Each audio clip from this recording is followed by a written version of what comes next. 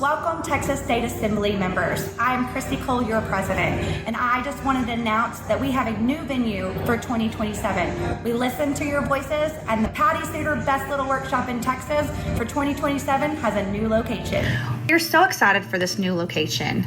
If you look around, you'll see that all of the rooms have been updated. There are so much amazing things to see, and the food is still outstanding. We're just an Uber away from the stockyards as well. With this new location, we're able to do multiple hands-on rooms, as well as multiple vendor rooms, and even the student forum. We still have our big area where we'll be hosting and welcoming you all with multiple different speakers from different specialties. We cannot wait for you to be here. One note that you need to make sure you note is that February 27th through the 28th is the Patty Sooter Best Little Workshop.